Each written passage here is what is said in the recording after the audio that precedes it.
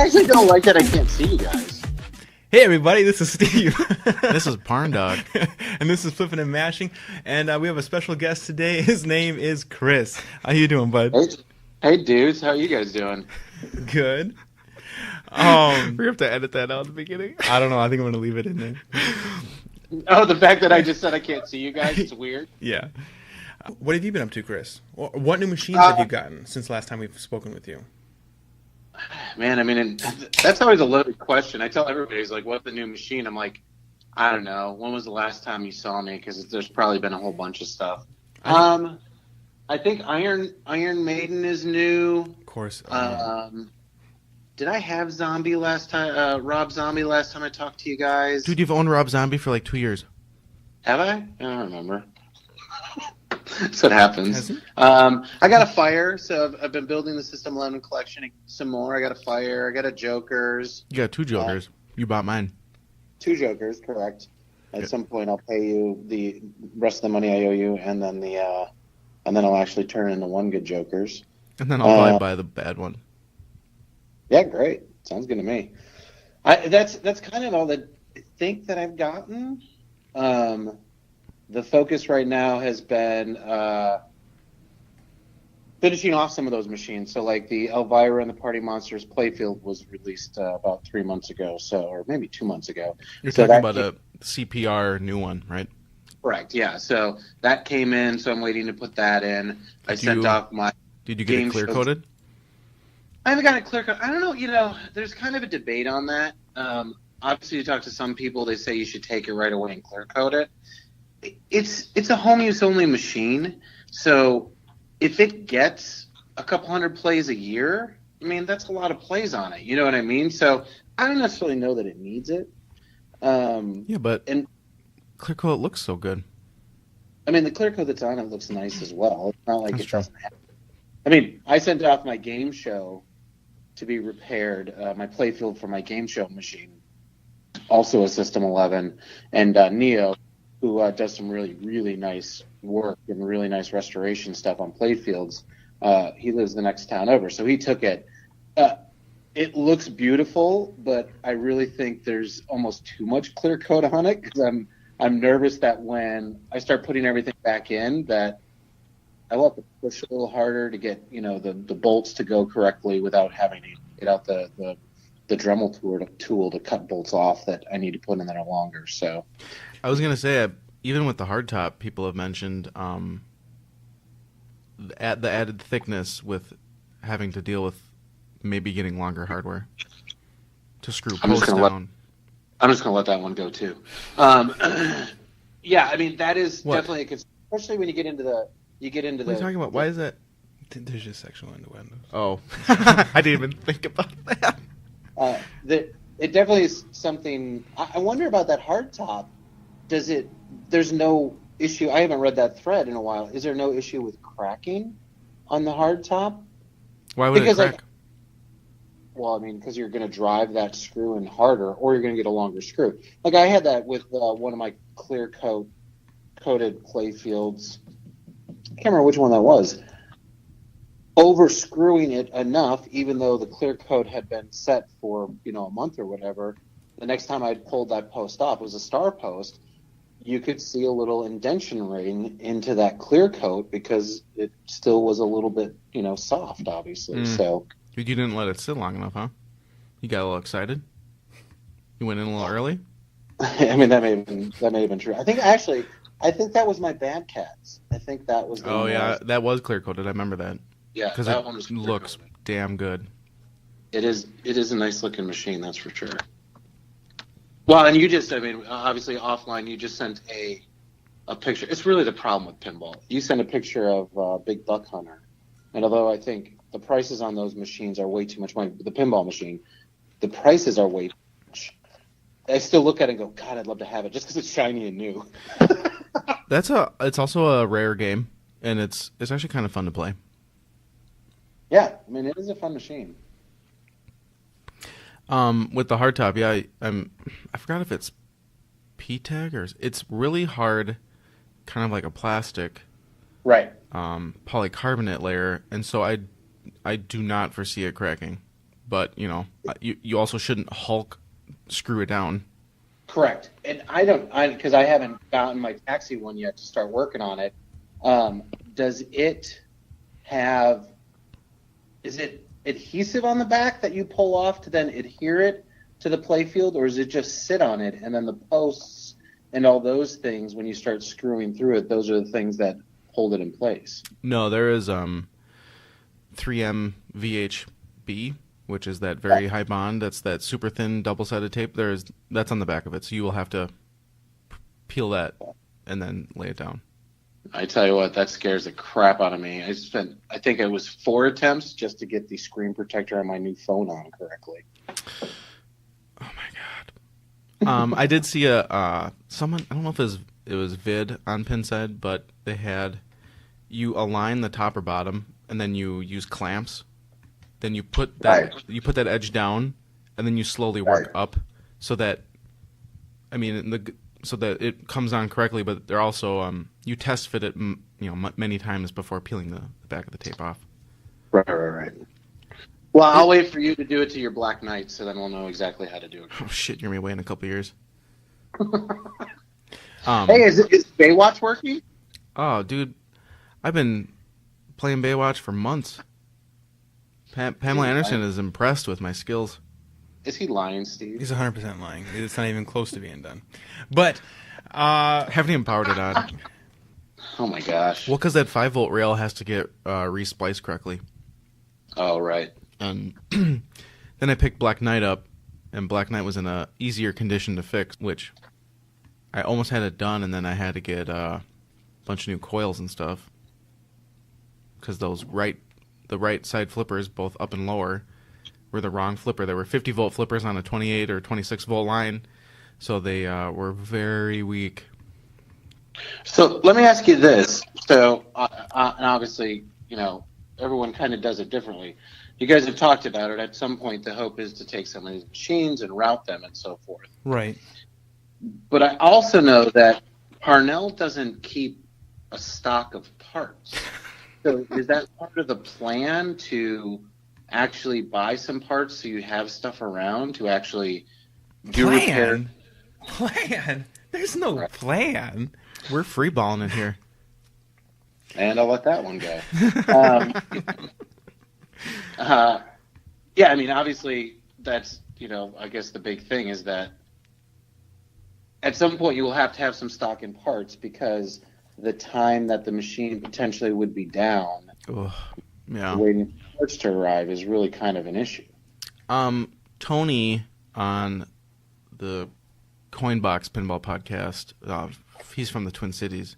He had talked about the same thing, and he had a couple parts on hand, but I remember him saying, get ready to start paying overnight shipping to get parts.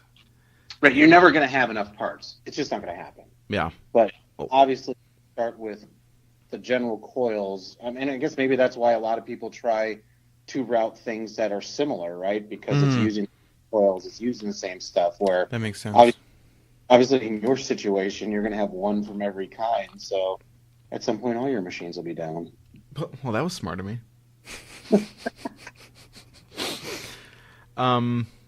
Yes. I guess, I mean, a coil, I haven't really run into a bad coil. Maybe once. Mostly it's the sleeves, right? Or the lug maybe breaks off, and so you do have to end up buying a new one. But I definitely need to kind of start stockpiling a handful of sleeves. And then, like what you recommended, Pinball Life has a kind of a bucket of playfield rubbers. And I did buy one, and I've already started scavenging through it, and so now I don't know if I have enough to redo Black Knight, so I'm going to have to... It's good, because, man, I think I've replaced 2 machines out of one of those buckets, maybe even 3, you know what I mean? Like, okay. So many parts in there. There's so many rooms in there. I want to say they only gave you, like, 2 3.5-inch, which might be all right, because that's kind of an odd size. But I know the slings, I already used a couple on Sopranos down at the bar. So I might have to just buy a couple like of the common sizes, like 3-inch and 2.5. Mm-hmm. See, and I've never done that.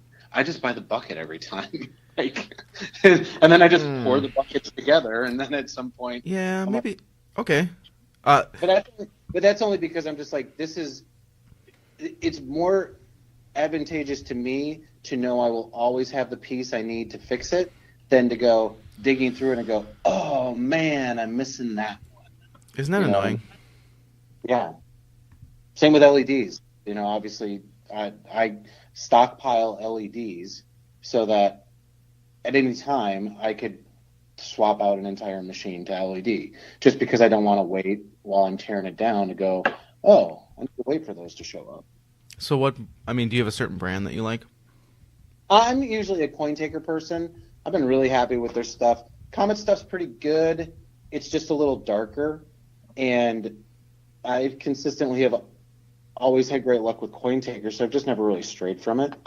I like their warm GI look the best too, because that's usually in all the machines. I replace all the GI with the warm GI frosted that they have, and so they've always been the ones I've liked, So I just don't stray too far. And over time, I've basically been phasing out the stock of the older stuff I had.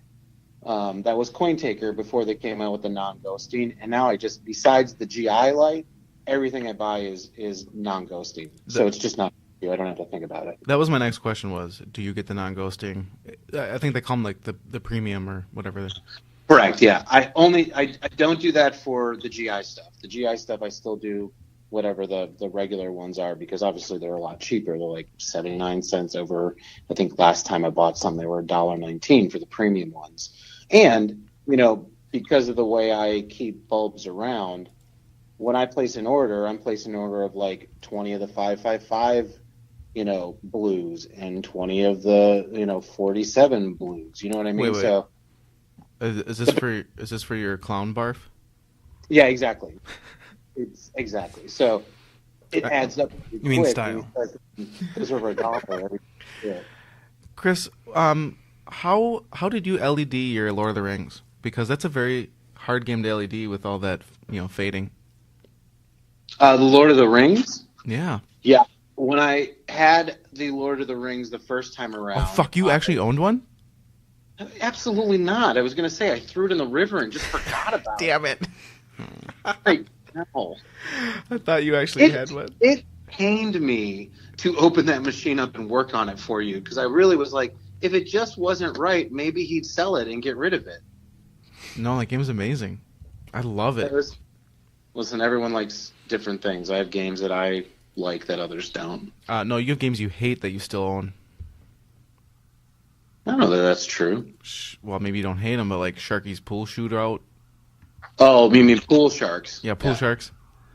Yeah, I only have that because it's System 11, and it is awful. What about that Waterworld you had, Chris? Yeah, that was a real great machine. The month it sat tipped up in my garage, and I looked at it every day and go, why would somebody want to own one of these? Because they're dumb. I've heard that they're phenomenal and that you can't pass one up.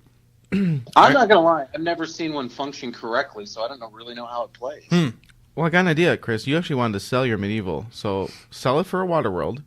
Then you'll have money, and you'll have a Medieval Madness, like the cheap poor man's version. I'm not going to lie. It's the inherent problem with pinball is that I look at some of the machines I own, which obviously Medieval Madness and a couple of the others that I would be able to sell for a fair amount of money. And I just go, why do I have these when I could turn them into 4 other machines, Sometimes it doesn't make sense. Well, not anymore. I think the market is pretty high right now on cheap machines. I mean, all these system... I remember when Taxi, when I first got in the hobby, the Taxi was $800 and people passed on them. And now they're almost they're above $2,000. They're like 25, no problem. Yeah. So you're talking about, what, I don't know, 60 to 80% of the System 11s are going to go over $2,000. So, yeah. I mean, if you could even get 8 or so for your medieval, you could get 4, but good luck. Well, and at this point, I'm in search of ones that obviously aren't the easiest ones to find anymore.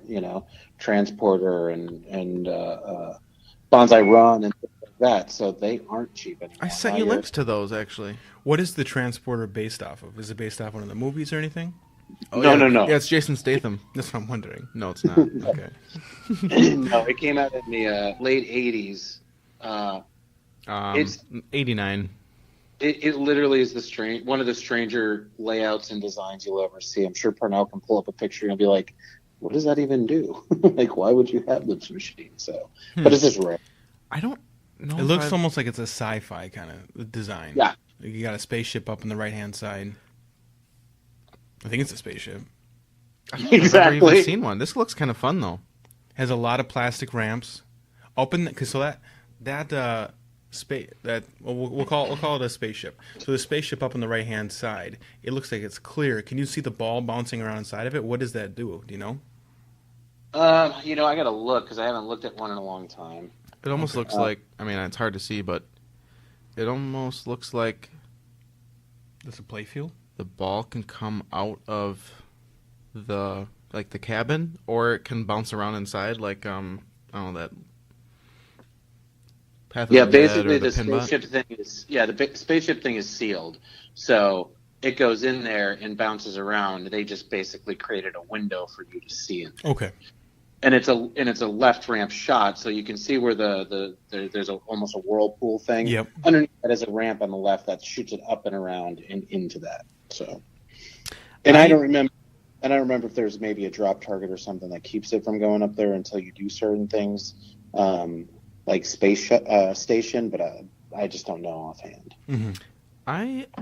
This playfield layout is super unique, and I'm kind of glad. I think a lot of the companies are getting back into this kind of style of game since TNA did so well. So I'm hoping that we get some really crazy System 11-like games now. But I think the price is not going to change. You're going to be paying $5,000 to $6,000 plus. Yeah, I mean the prices of machines are never going to come down because people still pay it. Well, hey, what if we made a pact with all of our listeners and we just said let's not buy games anymore until the prices? I mean, go down? if anyone follows pinball at all, obviously people who are on this listen do. People have tried that for years now, both on Pinside and the old rec game thing, and it never works. Everyone, as soon as it comes out, I gotta have it. I Sure. know. They'll put their $10,000 down in pre-order without even seeing the game. Exactly. So obviously, the latest thing was some screenshot of Munsters that's going to be released, and I haven't gone back to the thread, but I am guaranteeing there are probably 150 people that are like, I don't care what it costs, I'm going to buy it. Well, Right. they have no reason to change their business model with people like that. Luckily, I don't have money anymore because I bought AC/DC. Luckily. I still bought Joker Poker, but the Munsters I remember as a kid watching and enjoying, but I don't think I'm that tied to wanting to own the game. However, that leaked screenshot made the game look really cool. And Chris pointed out that cool feature on the left. Yeah, I mean, it looks, obviously it's a screenshot of the middle of the playfield. The art coloring all looks really good. Obviously it looks like they've done a left lane thing where it's either dropping down to a coil that's going to shoot it up, or a plunger like you had in Funhouse. There's obviously something that's going to go on over there that people haven't seen in a long time. I enjoyed the show as well. I think the potential of the art package, obviously whatever they do with the playfield, but the Munsters had a lot of great call-outs. Yeah, So obviously my thing is that I think the call-outs could be amazing if they can get licensing for all of them. Ooh. You know what I mean? Like, there's just a lot of fun call-outs in that, like they got with Ghostbusters. They got a fair amount of stuff out of Ghostbusters. You didn't need people to do voice work on it. And I think you're right. When back in the day, when you had a license like this, it almost seems like the actor had no rights. So whoever owns the licensing now owns everything: voice, Right. The look, and they can do whatever they want. Just like the original Star Wars, it was a similar thing. They could use everything from But the later Star Wars, they're going to be similar to Game of Thrones, where you have to then go to each actor individually to get voice work, pick the likeness, which is what that must have been around the times that Addams Family, because that whole pin has its own licensing problems. Yeah, I mean, yeah, that's got a bunch of licensing problems as well. So I think they just want too much for it. Yeah. Well, and the estate for is it Rao? Julia? No. I'm not sure what you're referring to. The main guy. What's his real name? Is it the Munsters? Yeah. No. Addams Family. I don't know. Is it Julia Rao or something? I don't know. That's way before my time. That's way before my time. The Addams Family? That is not before your time. You were a young child. I feel like that's before your time. God. I'm sure the Addams Family is like a 1960s thing. It is. Are you kidding me? No, it's not. Okay. The original was. It's black and white. Not the one that we watched. Look at it. It's black and white. It's all black and white. 1991? Oh, a movie. Yeah, it was based off the movie. Okay, I guess I forgot that they even made a movie. Oh my god. So. What? Steve, this is a great movie. I was thinking of only the TV show. I didn't realize there was even a movie. I guess I knew that it existed. There's an older. Forgot that it happened. I didn't even realize there was an older one. Interesting. Oh, maybe I did, but I didn't know. I didn't watch So it was the opposite. You didn't realize there was a TV show. Wait, you didn't realize there was a TV show? No, I just thought there was that movie that was awesome. Oh my gosh. So who's this? I don't remember. And like, I was young when I saw the Munsters. Who's this blonde lady? Marilyn? Is she like some lady that stumbles into this haunted house and? Hey. No, man, I don't remember either. She might have been adopted. What? Adopted? But she was like the normal one, right? Everyone else was a character or something like that, but she was the normal looking one. Oh, is she supposed to be like the connection to the audience? I don't even know if that's the case. Oh. Okay. And I don't remember. I mean, again, you would see it when it was on like Nick at Night and stuff like that, and I would watch the episodes and enjoy it because it wasn't a serial where you had to follow along, episode to episode. So you just always saw them every once in a while. But yeah, I think the call outs could be good, Oh, she is. She's a daughter. Yeah. But she has the plain looks. Interesting. So everybody's a monster but her. Right. But she is ingrained in the family, so she does all the weird things that they do too. I forgot about this show.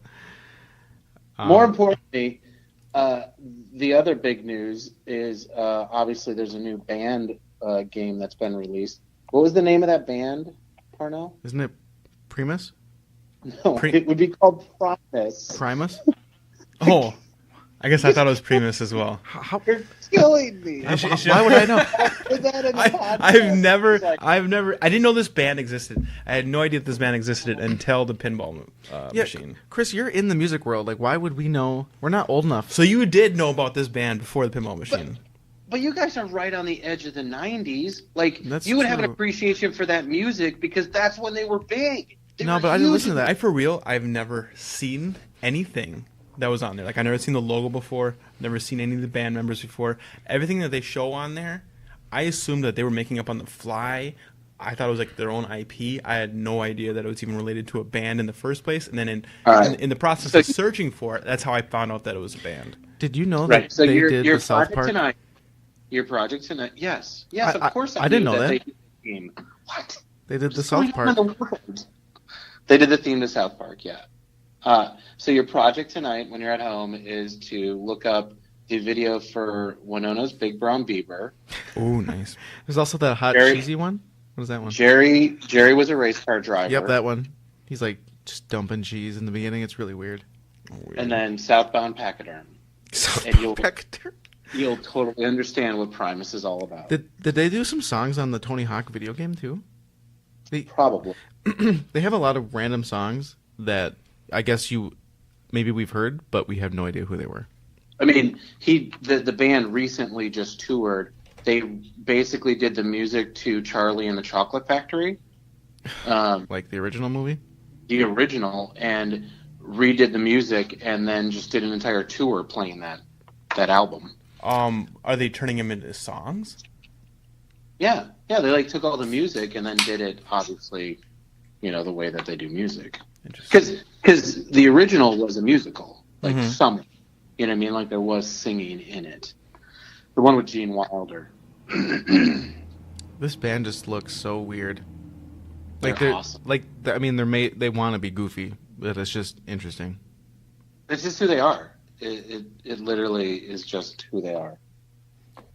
But on that topic, so obviously I've told you my viewpoint on the game, simply because there's some controversy about it, or at least there could be controversy about it, right? Because you had told me. I don't know. I mean, my biggest complaint about it is that they're now using the Melons playfield. What is it? Juicy Melons? Big Juicy Melons? Right, but then that was a playfield before that as well. No. No. It was Big Juicy Melons. Yeah. Then they re-released it as Pabst Can Crusher. Mm-hmm. And so the original was Juicy Melons. Yep. Yeah. And Ferris did the artwork on that. Him and Nordman made that game. And then Can Crusher had Dirty Donnie art, and now it's Zotar and Zombie Yeti doing the art on this Primus? Primus, yes, correct. But it's literally, they've used the same playfield layout for 3 machines now. Mm-hmm. And Melons was fun, but part of it was fun because at the time, no one was doing reasonably suggestive artwork. And so now you've done it 3 times with the same playfield layout. Who gives a crap anymore? You know what I mean? Like, sure. You can't be original at all. Right. And I don't even know if it's a real throwback to an EM. It's a throwback to like really old EMs, not the EMs that more people like, where it's the longer flippers and not the weird drain in the middle. It simply doesn't look entertaining in the first place. So to keep reskinning something that doesn't even look entertaining in the first place, what's even the point? Although you haven't played it yet, but I played it and I didn't like it. Okay, but just by looking at it, sure. The art looks amazing. Right, agreed. But it's like, what you said about my game the other day, polishing up a turd. But they're putting fancy artwork on what looks like a dud. What about you, Chris? Have you played Big Juicy Melons or Pabst? Yeah, I played Melons. I haven't played Pabst. I mean, obviously it plays like a single level machine. So it only plays so fast and there's only so much to do, which is interesting and entertaining at times because it takes you out of the mindset of all the ramps to hit and all that kind of stuff. But if you're asking $8,000 or $8,500, what are they asking for this machine, which I think is what I saw the price was, MSRP, you're insane that people will pay that. Like, it's insane. I think they'll sell them to those Primus, like, obsessed people. Absolutely. But I don't know that Primus, and obviously people have a lot of opinions on it, I don't know that Primus is that big of a crossover between pinball and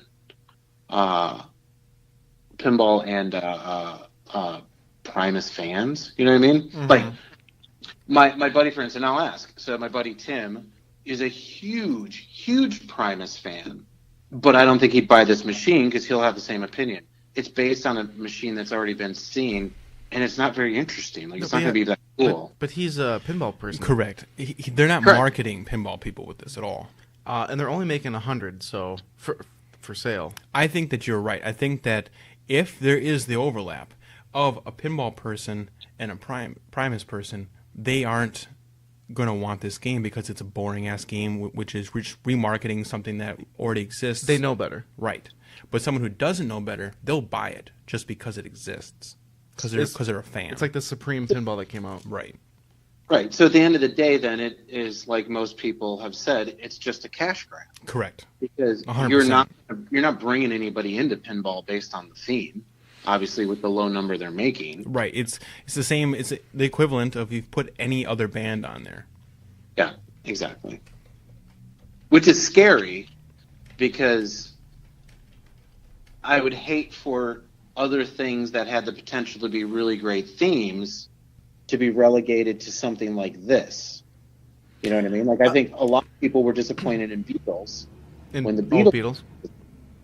But I think that's better, though, because that's not just a complete reskin of a current game that they've made recently. Correct. I think the Beatles is going to be a better game. I think it's going to play better, but it has actual throwbacks to that solid state era. Right.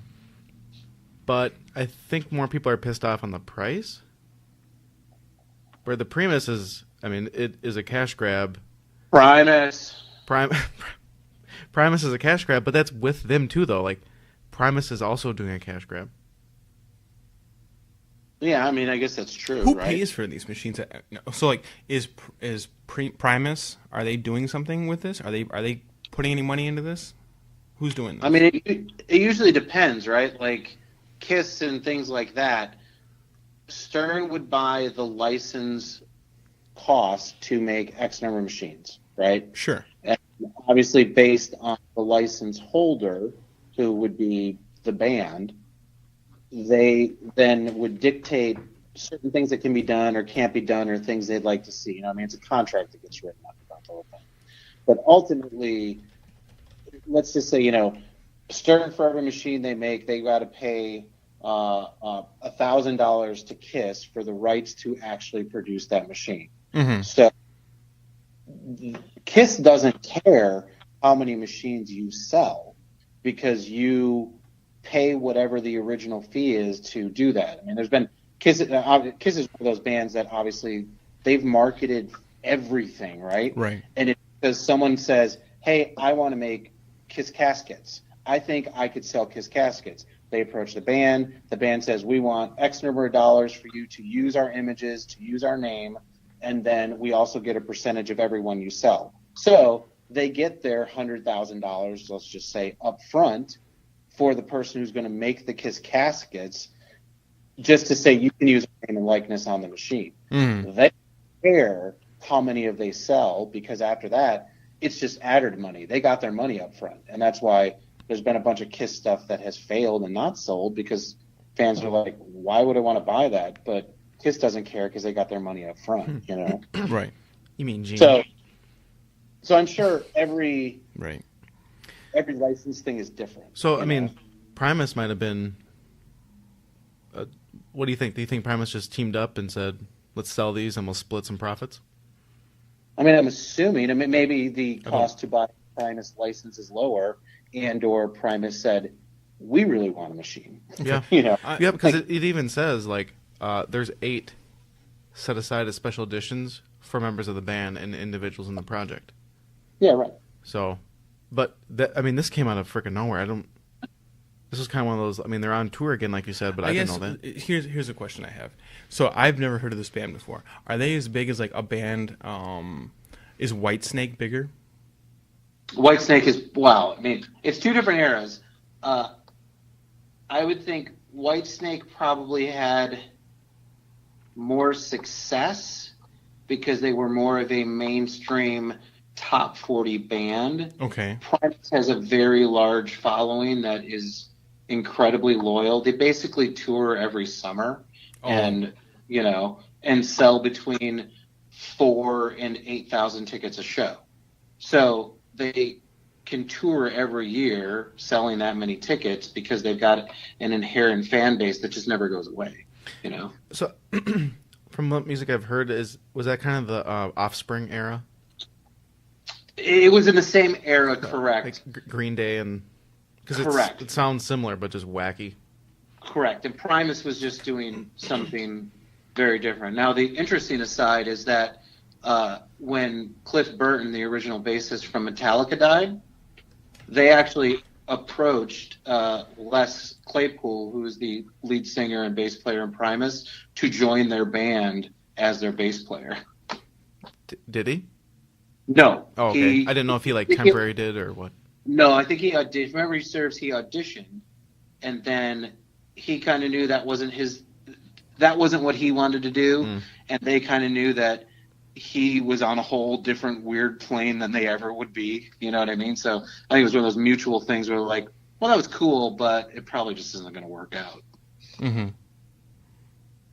So how come they don't make? I mean, it sounds like this is a win-win kind of for everybody here. The band will make money off of this, just based on however many that they sell, or maybe they'll just pay them up front, so it doesn't matter how many they sell. And then in theory, these guys can just remarket it, whatever the hell they had in the past. They'll just slap on some new logos and some new images, and they can sell them off. And that's why I say it's scary, because you're right. You could do every niche little thing. Right, from Linkin Park to anything. Oh, anything. To Snickers bars. Yep. You know what I mean? Yep. And if you're a big Eminem fan, here you go. We got one for you, too.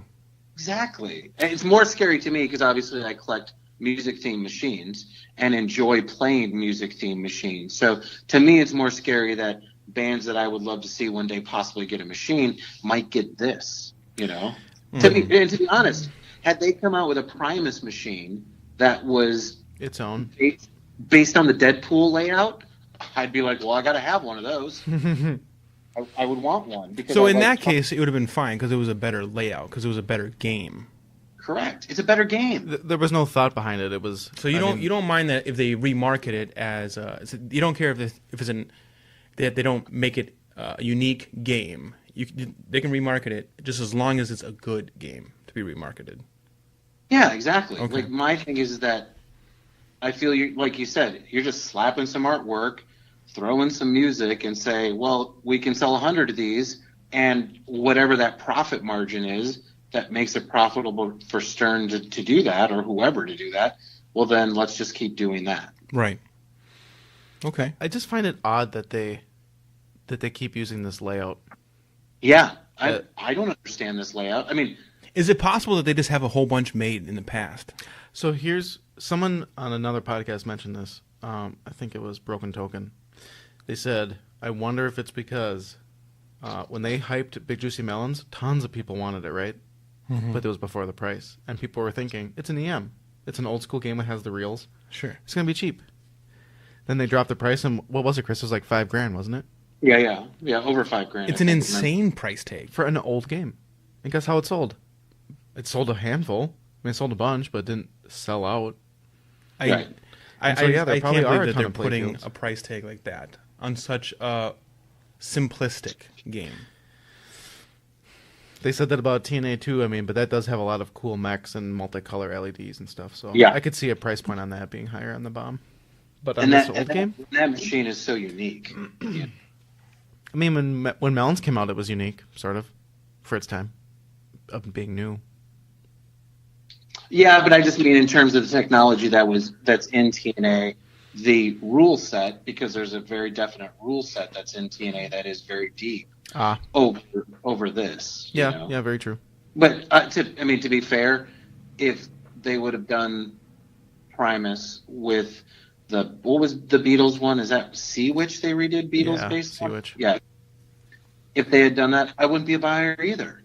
Because even if it was the typical Stern price point of $5,000 or whatever it is for a pro machine, I wouldn't be a buyer either. Like, it's a single level play field. And, I want more. I want more on it. You know?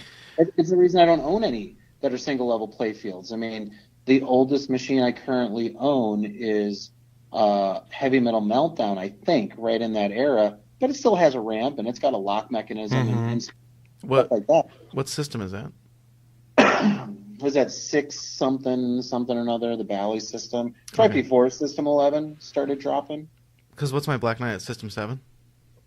I believe it is, yeah. And that, I mean, was that 1980?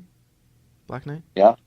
And that has 2 levels, a lock mech, two kind of lock mechs. Shit, base Primus off of Black Knight 2000, because I like that game a little bit more than I like Black Knight. But then I might be a buyer. You know what I mean? Because that game is fast. It's got, a ramp shot, and it's got some other stuff going on. It has a lot of lights on it. And its current version, I mean, obviously just Black Knight, its sound it sounds old. But if you are in that mindset, it's actually really cool. I like the light show a lot on it. I like the deep villain that's talking to you the entire time, the actual Black Knight. So if you took that light show and just, put a much more updated soundtrack to it and made it really cool, it could actually be a blast. Right. Oh, I forgot that one works, doesn't it? Mm-hmm. Yeah, that one does work. Good for you guys. Thanks.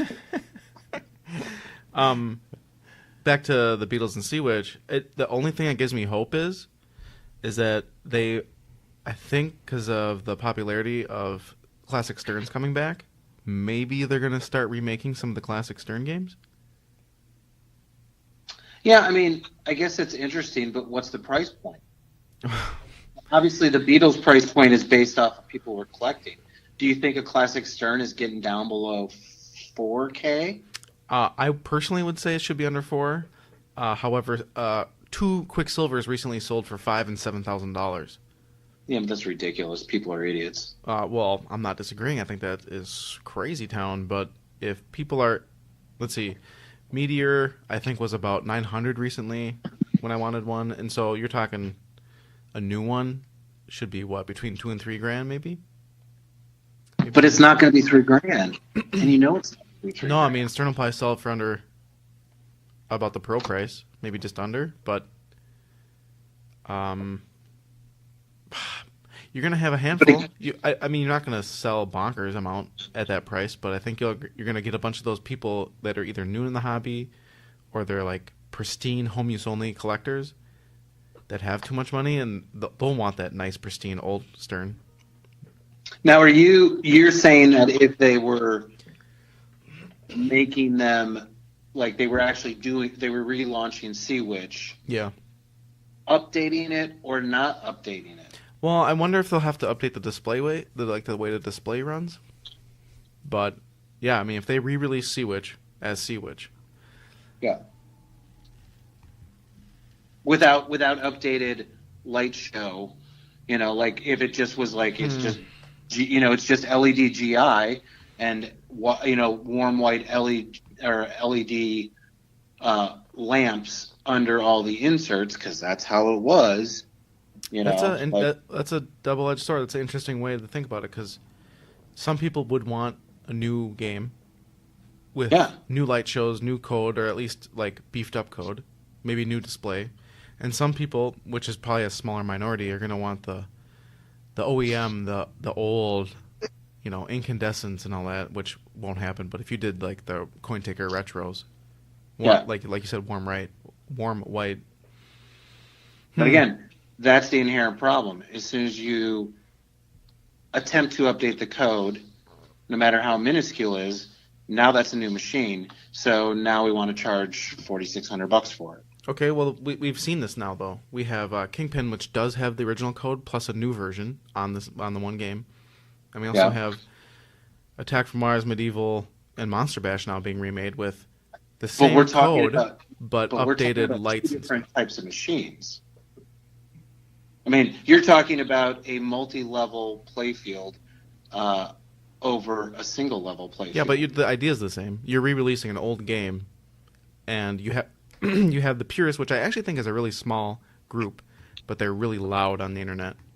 Well, that's probably true. Because I think Monster Bash is going to sell like crazy, and people, like you remember when Medieval first came out? Yeah. People were shitting on it, like, I would rather have an original board set. I can work on it, and look, Medieval's sold out. I mean, they're going to redo another run, I'm assuming, but they've sold out. No problem. Well, yeah, but also, I mean, part of that was also the fact that it went from being a machine that people were paying $12,000 for, right, or $10,000 or whatever the people were asking for Medieval Madnesses at the time, and now it's an $8,000 machine. Of course, people are going to be interested because the machine had basically become unobtainable for most people, and still is for a lot of people, because $8,000 is nothing to shy away from. But it now was an obtainable machine because it wasn't over $10,000. I just think that it's a hard sell to ask more than $4,000, and I think it's a hard sell to ask $3,000 for a single level playfield machine that has not, and use TNA as the example, doesn't have code in the depth that a machine like TNA single level has. If you're doing a Sea Witch that has just been updated with not code, but LEDs and things of that nature, you're insane to think there is a large market for those machines out there. And at some point, there's a fair amount of R&D involved because you have to update those board sets. You have to, these are unique play fields, unlike melons being reused over and over again. It's unique play fields, wiring schematics, all that kind of stuff. There's a bit of R&D that has to go into it to get that machine done. I think you might be right. Like, to me, the bomb should be small, but at the same time, they have to do R&D to make it run on their spike system. Absolutely. And they're going to pass that on, and they're all about making money. And if they can't make enough money on selling an old classic, they're not going to do it. Right. I wish they would make parts, though. I mean, I'm still waiting on Tron Rams. Right. Well, look at the what was the home pins they were doing there for a hot minute? They had Transformers, which is also Avengers, and then the newer version was Spider-Man. Right.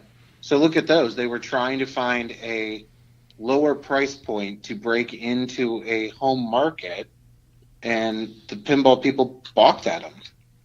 Because they were just like, no, this is not it. The funny part is, I've played one. I thought it was pretty fun. I mean, you have to know what you're getting. The problem is that I think they MSRP'd at $3,000. Right. Which you're at that level of a really good used game. Right. I followed a bunch of people on the forum and YouTube who streamed it and also were big collectors and then bought one. And one guy was like a big EM person, and he liked it because it was more simple, but it was a new game. Well, there you go then. So maybe there will be a market for those people who want something that's newer. But most people who have early Stern stuff and early Bally stuff and all that, they know how to work on them. They're not you know what I mean? Like, you're not selling to a market of people who don't want to work on the machine. Yeah. Like the people who you're trying to get into the hobby that you would market these old classics to, they want Deadpool. They want ramps. They want flashy and shiny. Mm-hmm. You know what I mean? Mm-hmm. It also is hard because it's pinball. Something's going to break, and they want you not to have to work on it. It's like, well, good luck. Yeah. Yeah, I agree. Speaking of Deadpool, have you played it yet? Yeah, I got to play it. I haven't played in a while. I think it's been probably 5 months. Where'd you play it? In Milwaukee. I went into some friends. There's a place in Milwaukee called Cleveland Pub that's kind of out in the burbs, and they typically get the new machine. The new one that comes out, they always buy a pro. Whoever's routing that route always brings in the new pro. So do they have a couple machines, or it's always just like the newest, best machine? They now have a couple machines. For a while, they just had one. Okay. And so when we were there, they had that. I think they still had Ghostbusters. So Deadpool's cool. The only problem, obviously, playing in that environment, you can't hear it because you're in a bar setting, right? And it's not turned up so you can hear it. And that machine, and I think a lot of people have said this, if that machine is level and set up real well, it plays great. If it isn't, it's a beast. The right ramp shot, you have to shoot. There's a little pathway that you shoot up, and it goes up and around the left ramp. If that, you got to hit that perfect, and the machine really needs to be leveled well to be able to hit that shot consistently. But wouldn't that be with a lot of games, not just this? Yeah, but that shot's super, super important. Just because it's so tight, you're saying? It's so tight, you got to have enough speed. If it rattles around in there, like you didn't hit it clean, it's not getting up the ramp. Okay.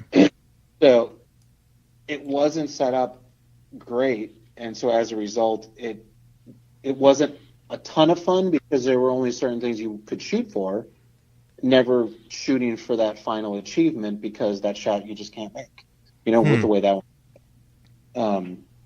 But the art is amazing. The LED work they did, or the screen work they've done on it, all the animations and all that are fantastic. The integration of the the screen animations into what you're doing on the machine are fantastic. Like, it's a really great machine. And I'm not even a huge Deadpool fan, but it's a really great machine. Which version of the game was it? It was a Pro. Yeah, Okay. It was a Pro. Well, I can't remember what was the difference with the Premium LE to the Pro, besides the mirror ball. There was a lifting ramp. That's right. That you hit from the right flipper, upper right flipper. That's right. Oh, I haven't played one. I have played Iron Maiden, but I haven't played... Shit, Chris, how's your Iron Maiden? Did you get to play it over December?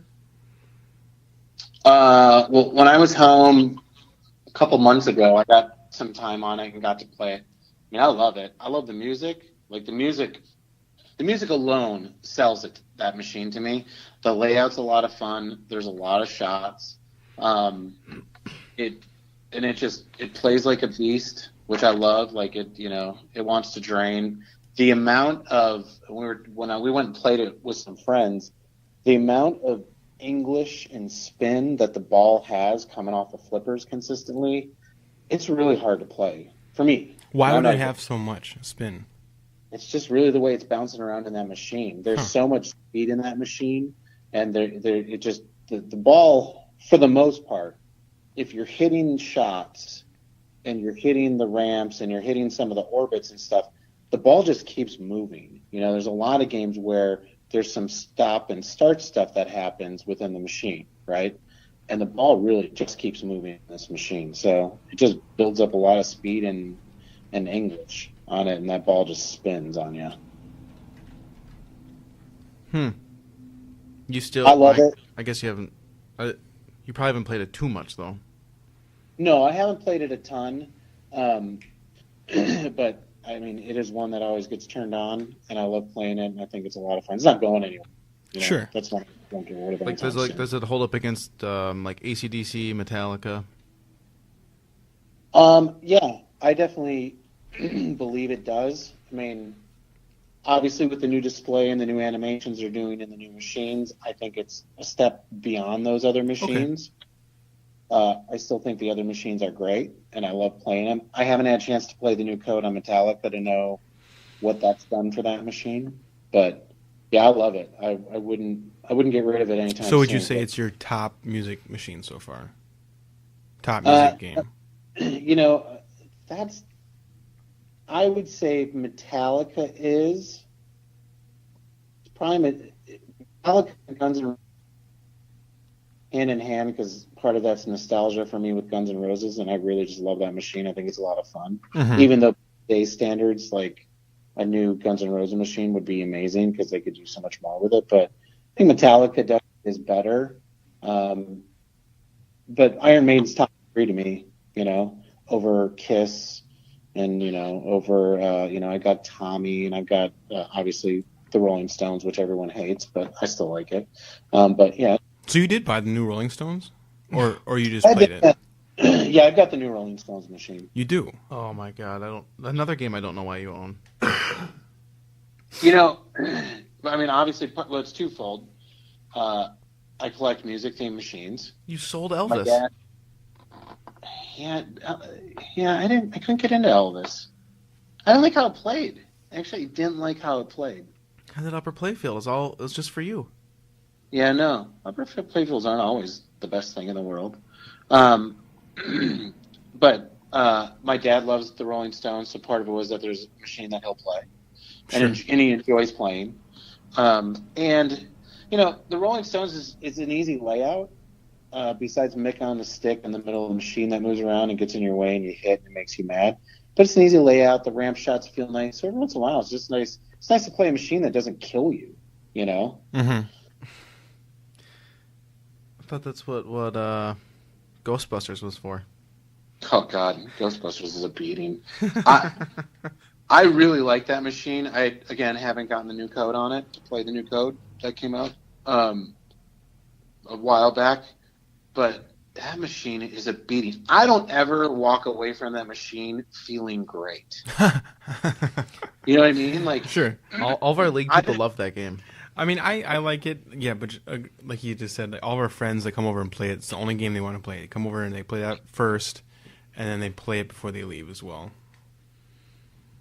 And it's great, but I mean, I've had some decent games. I don't have amazing games because I'm not very good at pinball. Mm-hmm. But I don't ever walk away. I don't ever get comfortable on that game as part of it, right? Like, I don't ever feel like there's a zone where you kind of like get into and you're real comfortable.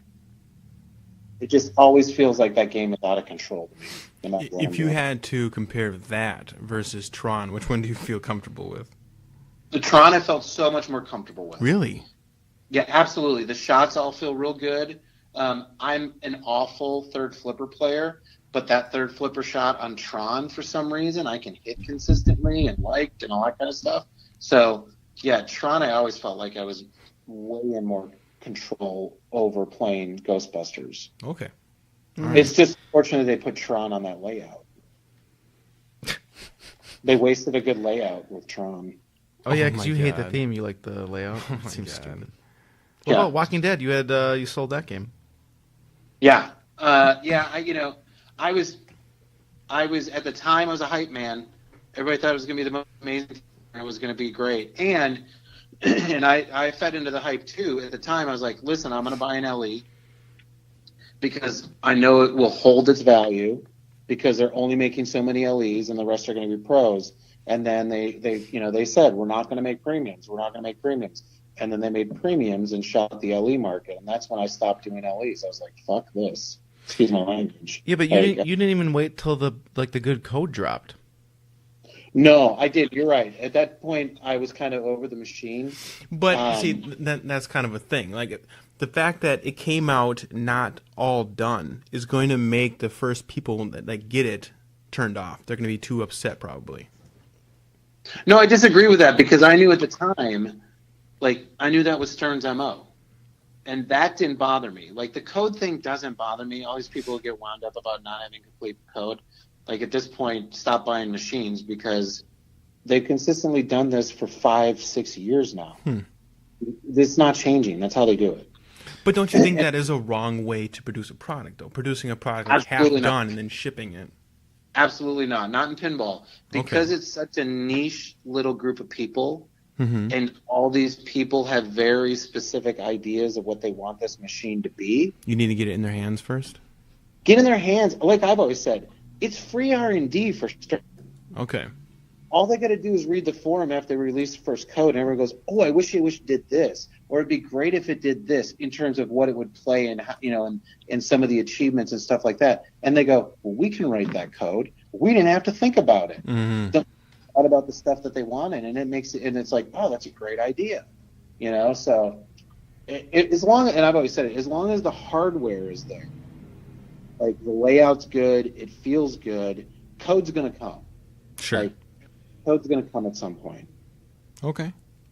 All So, right. Walking Dead, I didn't like how the game shot, mostly. I just didn't like how it shot. And it was one of the machines that they were trying a different layout, so everyone would get on board with being different. And I just didn't like how it shot, so I didn't want to wait around for code. And I was kind of bummed out that when they released it, they didn't have any of the actors doing the call-outs. Oh, that was super disappointing. Really disappointing. Because at that point, that show was established. Right. You know what I mean? Like, it was well into its 4th or 5th season. And there was no one from the show on that. So I was like, what is this? So, I sold for a Tron that was super decked out and really, really nice. Played it for maybe a week. And I'm like, it's got to go. God, that's so ridiculous. You're crazy. I literally just got done watching Tron a couple days ago. Oh, did you? It's such a good movie. Yeah. And Well, getting games in and out of Chris's basement sucks balls. And, and that's the other thing. I've never seen the movie. Oh my God. Here. The theme doesn't do anything for me. I like how the machine plays. Hey, maybe Olivia Wilde in a Tron You need to outfit. watch this movie. We'll do it It's for a you. blast of a movie. It's actually a really good movie. I mean, Well, you can and the watch music. the old one if you want. Oh, the old one. The old one's... It's its own classic. It's old, yeah. Well, you guys go watch Primus videos, and I'll go watch Tron. Deal. And maybe you should Primus. calm down on the Hydro Thunder YouTube streams. Oh God, yeah. I don't know how I got down that rabbit hole. You must have been very bored that day. Well, whatever episode that was, I think it was 23 or 24. Mm-hmm. You guys spent so much time talking about it that I felt like it got hyped up. Like, I really felt like Parnell was doing some amazing things. I was. I'm saving Hydro Thunder. No, I felt like you were doing some amazing tutorials. You don't say shit during them. Like, you literally never say anything. Which ones were you watching? I don't know. Whatever ones weren't fucking 10 minutes long. Like, there was one that was like 8 minutes, and I was like, absolutely not. I'm not watching. Oh, well, see, there's some of them where I'm playing Xbox, and I just sit down for like an hour or two. Mm-hmm. And some of them I'm playing for a minute or 3, and that's like one level on my phone or on the Windows phone. That's probably what I was watching, because that's about all I could stomach. I still people hit me up to do more of those. I gotta. Yeah, he's still got like Russians who are trying to watch him play this game. What is the Russians? What is the attraction of watching other people play games? Yeah, what are they hoping to see? Is there something that they're thinking you're going to do? Or are they looking for tips? Or what's the deal? I don't know. Like, one guy who keeps commenting really wants me to play the game and not use shortcuts and not do this and not do that. He just wants this plain, like, standard drive-through. And in reality, if you don't take shortcuts, you don't win. Like you lose. The whole point is, like, you find the shortcuts. And I messaged him back that, and I never heard back, but it's like, I'll record one, me taking the standard basic route, but I don't understand why that's not exciting. You're taking the normal, plain Jane, very boring route instead of finding these secrets. If I had to guess, he's probably just a really big fan of the game, and he likes the fact that he sees other people playing it, if I had to guess. But, like, this game is so old. I mean, I'm the only one putting Hydro Thunder Go on. Even more niche for him, because he maybe loves this game. He still has it on his phone, and he sees out in the world there's one other person playing it. By the way, I'm fascinated by the fact that you guys play all these on your phone. Like, I only ever played Hydro Thunder in the arcade. Oh, my God. I want one of those. It would not cross my mind to want to play it on my phone, because it's too small. Hmm. But I'm the same way about most mobile gaming things. I don't play mobile games on my phone. I play them on my iPad. That's as small as I get. That's right. Because my phone is it's too small. But maybe that's because I'm old. I don't know. God, it's totally it's not because of age. It's just simply it's just what you like. That's all I'm trying to say. Anyways, so I have been playing a couple new games. I'm not going to bring them up because they're not like what do you play again? You play like pool game. Yeah, I got this pool game that I play. Do you play tower defense games at all? Do you know what those What's are? That? Do you know what tower defense games are? No. What are those? Oh, so what you'll do is you'll have like a track, for instance, and the enemies kind of come down this track, if you will, and they keep coming in like waves, and you have to try to hold them off. And each time you hold them off, you get more money, and then you can build these defense systems like towers or whatever to try to stop people from advancing in on you. I was wondering if that was a game type that you like playing. No, I tried one, and I'm trying to figure out. I don't know where I would look to see where I was playing it. Hang on, I don't think I can see it on my phone. I tried one that was recommended by like my pool game or something like that. Mm-hmm.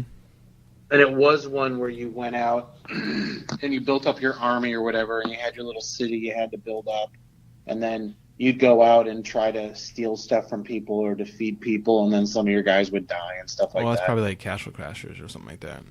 It was something like that, but yeah. Those are hard for me for two reasons.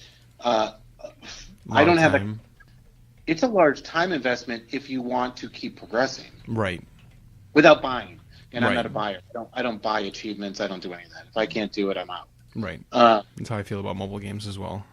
Right, exactly. So I literally, when I used to use the farm game I used to play, I would spend 5 hours inside the farm game because it's the only way to progress. and if you went away from it, especially in this castle fighting game, I'd get killed by these other people who were playing online because I wasn't in the game defending myself. I was just like, I don't have time for this, you know? Do you play on mobile pinball machines?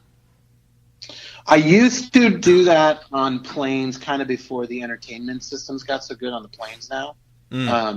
I used to have the what's the pinball arcade app? What do you mean by entertainment systems on the game? I think he's talking about the screens in the back of the seats. Well, I mean, most like United, I fly United all the time. Sure. Their entertainment system is Wi-Fi based. Okay. So you download their app, you open their app while you're on the plane using the Wi-Fi system, and they've got 60 TV shows you can watch and 40 movies you can watch. So you're not playing games on there. You're watching tons of movies and stuff. Exactly. Yeah. And because I don't go to movies, it's the time I get to watch movies and stuff like that. So before that system existed, yeah, the only way to kill time was to do whatever games you had on your, iPad or phone. So, yeah, I had the pinball arcade ones and loved it. I really loved playing it, and there were some that I played a lot. To get better, honestly, because they were based on some of the machines I had. But I don't do it anymore because I don't have time, Sure. Makes absolute sense. So, weren't you also trying to sell bubble hockeys? I mean, you're like... Wait, you have them? I didn't realize you had one, I guess. I forgot that you had one. Yeah, I had two. I had an older version like Parnell's that he burnt up. The fireball. I had one of those, yeah. And sold that. Originally, I was going to go in a case and go on the road with us, but I was like, you know what? The case will be too big for most tours. And then my second one that I still have that I'm currently looking to sell, but I'm not around to sell it right now. I had new characters made and some art made that is for the movie Slapshot. Okay. And there that's another one. Like, that space is a pinball machine. And bubble hockey is a lot of fun, but it's a 2-player game. Right. So it's great at parties. Mm-hmm. After that, it sits longer than the pinball machine's not getting played. So from a space perspective, I was just like, something's got to go. I'm out of space. It takes up more space than a pinball machine. It takes like 2 pinball machines, doesn't it? Well, basically, it does. It's kind of one, but you have to have room to get around it. So, yeah, it ends up taking up more space. Yeah. And so I just kind of said, well, something's got to go. I tried to pawn it off on my uncle, but he doesn't have room in his basement. So I just decided I was going to sell it. I would love skee-ball machines, like the traditional real-deal skee-ball machines. But again, those take up a lot of real estate as well. And they're 2-player again. And they're basically party games again. You can play skee-ball alone, but... Oh, can you? I could play that. I could do alone. I wouldn't do it a lot, but I would enjoy playing skee-ball alone. My buddy has one, original. His is a 10-foot, I think. I think his is a 10. And I want him to turn on the ticket mech. Like, he doesn't have the ticket mech engaged. I'm like, you need to turn on the ticket mech. And he was like, why would I do that? I'm like, well, then I'll get tickets and just walk around your house and pick things out of your house that I want to take for your ticket. That's awesome. That's awesome. But then why wouldn't you just go to the dollar store and buy a bunch of cheap crap, and set it up on the counter when people come over and play? At least you're playing for something, Right. Playing for tickets. I guess when you had said skee ball, I was thinking of, I think it's called carpet ball. What? Do you know what I'm talking about? No. It's like a long, almost like a trough. It's filled with carpet, and you have 2 people on both ends. Well, one person on both ends, and then you roll the ball down. They're pool balls, and you have like a line of pool balls, 2 lines of pool balls on both sides, on both ends. You try to knock down all the pool balls from their end into. It's like another drop down trough, I guess you will. Am I describing that at all? Do you understand that? Is it almost like the shuffleboard? I'm sending Parnell a picture. It's similar to is a shuffleboard. It's like those little pucks that you put salt in, you shoot it down. Yeah, it's similar to that, but it's filled with carpet, and you roll. Are you pool it's balls? Called carpet. Yeah, it's carpet ball. What is I this? mean, Is this something from West Duluth or? No, there's a lot of places in there you go. So he just pulled It's it not up right carpet now. ball. It's like it's wrapped like a. Oh no, you're right. Yeah, Well, this is an outdoor one, but it looked like it was wrapped in. They're very popular Oh, it's not. in like in Minnesota. I know they're popular in Minnesota. I feel actually like a rug. I feel it's like the poor man's shuffleboard you guys are playing. I would agree. I think it's like the backyard redneck version of Yep, shuffleboard. there's a lot outside, and there's Oh a my God. lot in garages and stuff like that. This is the poor man's shuffleboard. But Because anyways, everybody knows someone getting rid of a pool table for free. That's true. Because no one wants those things after they are in their basement, not getting used for 10 years. But did you pull it up, Chris? Did you see what I'm talking about? No, it didn't come up. Parnell could send me a link though. That's why we have the internet. Oh, he's sending you a picture right now. Chris, I didn't realize your fingers were broken, so you couldn't Google carpet ball. I didn't. These things came up, not that. Oh yeah, Oh. This is definitely the poor man's version. Look at that. That one's actually it's like a, what do you call those rugs? It's a runner. It's a runner. Yeah, it's a runner. Yeah. Runner with some 2x4s that they found out behind the shed because they didn't finish building the pergola next to the house. Several of my friends, when I was a kid, like probably like 7 years old, used to have these yeah, like look in at their this. dad's garage and stuff like that. And I played them a lot. The last one is a flower bed that they just never turned into a flower bed. And they threw some carpet in the bottom of it and said, let's play some games in the backyard. Oh, God, you're right. So when you said skee ball, that was what popped in my head, and I was like, well, that's definitely a 2-player game. And you guys are like, I've never even heard of this nonsense that you're coming up with right now. Have you never seen a skee ball? No, machine, I Steve? did. I just Oh. that was what came in my head. Yeah, I It was gotcha. just the wrong game. What length do you want, dude? Because they make shorter ones. But, they have like the 14-foot, and I think the small one's an 8-foot or maybe 10. What are we talking about? Carpet ball? No.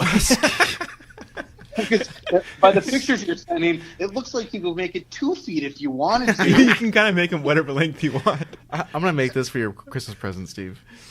A skee ball? No, Or carpet ball? ball. I would like to I see- gladly have a carpet ball with. I play that all day with Easton. They're a blast.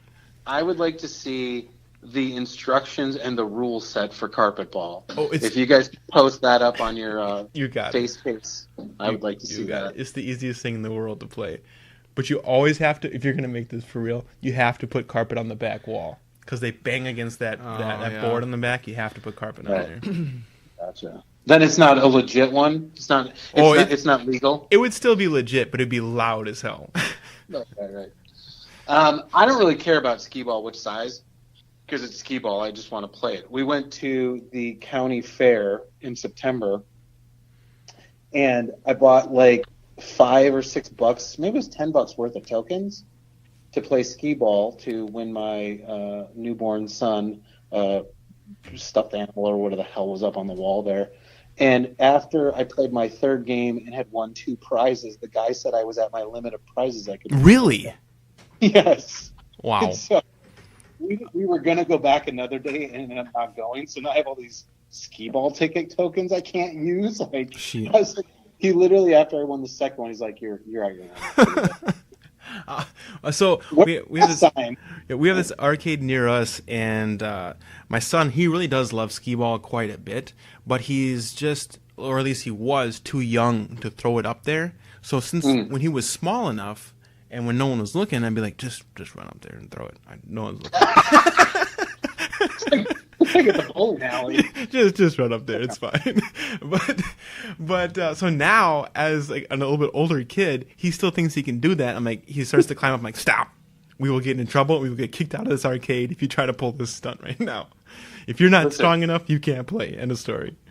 The biggest problem with it is that when you play those games and amass your tickets or whatever, and then you go over and buy the freaking, the eraser that you Yep. spent money on. Yep. I just, God, the amount of money I spent today for this eraser is really embarrassing. Right.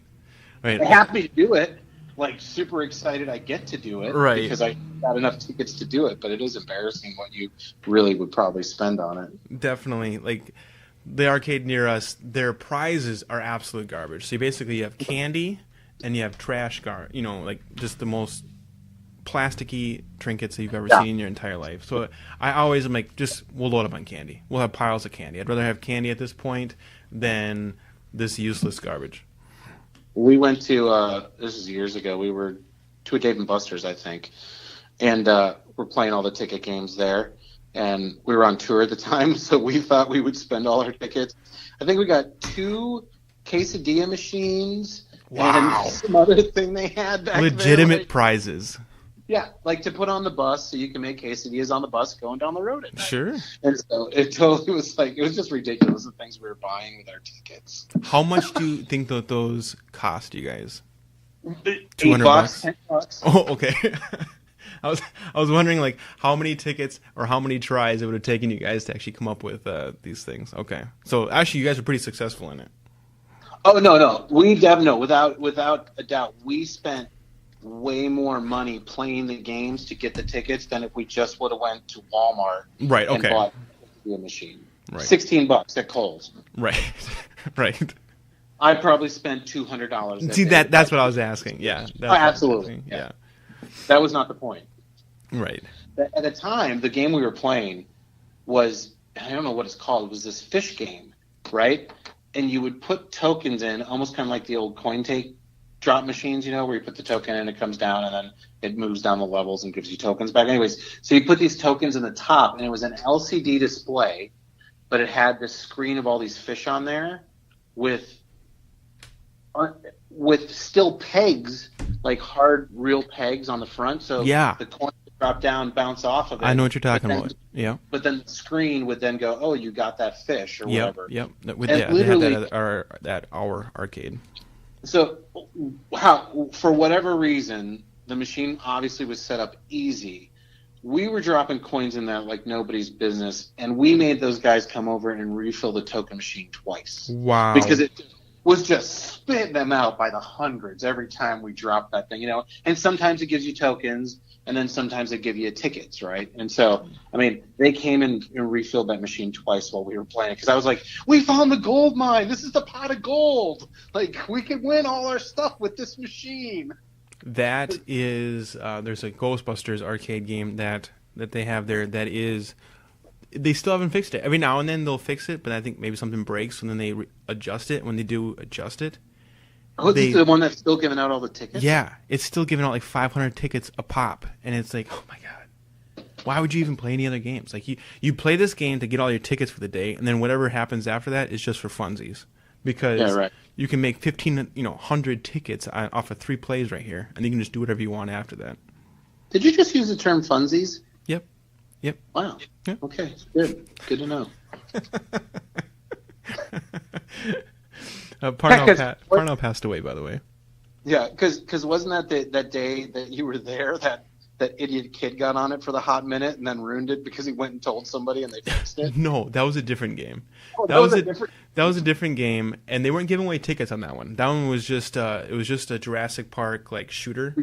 But you were just trying to get to the end of it. Right. It was set on free.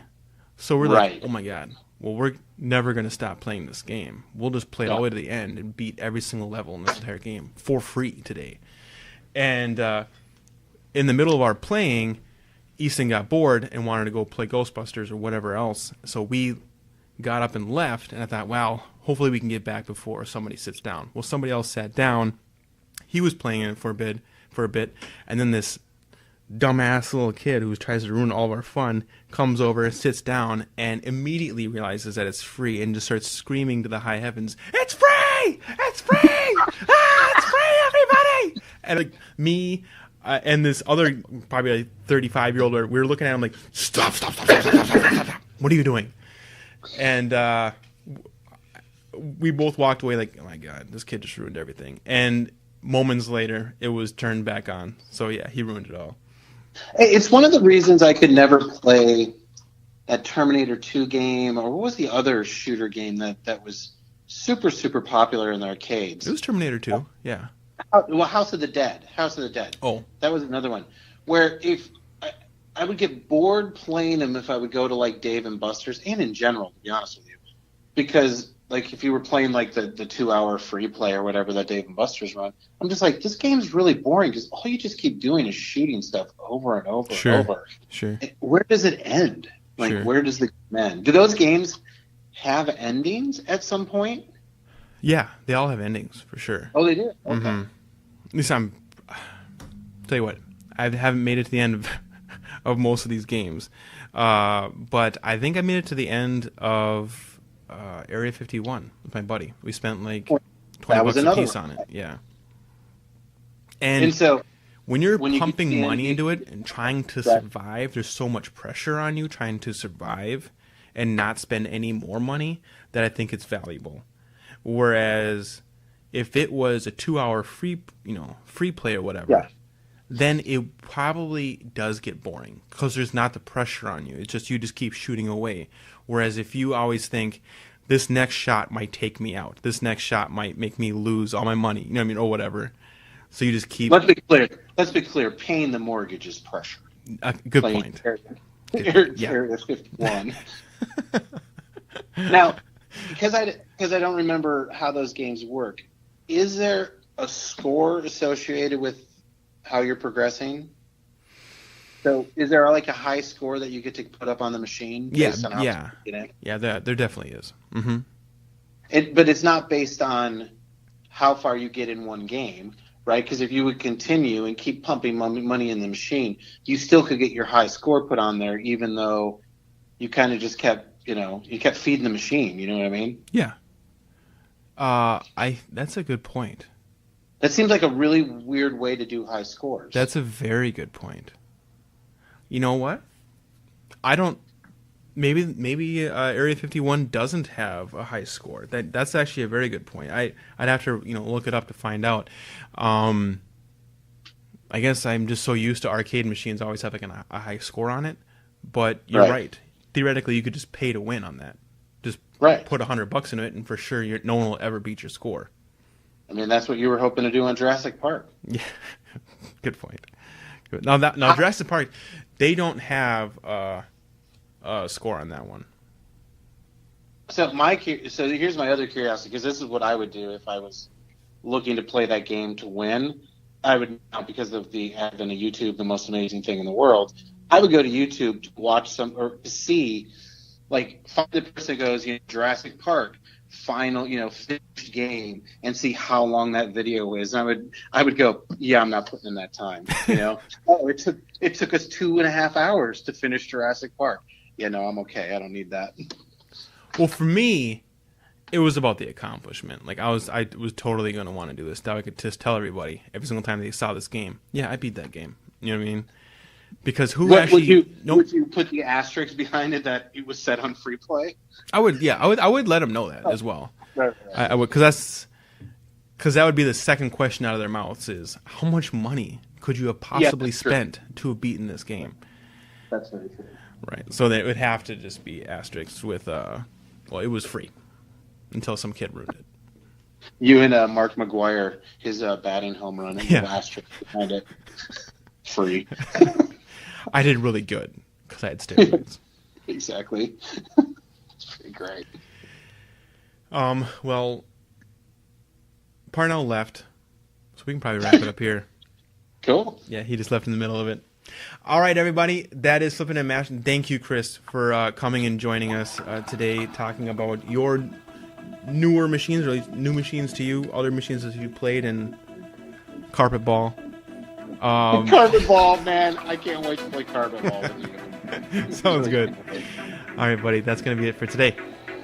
Cool. Talk to you later. Sounds good. Bye-bye.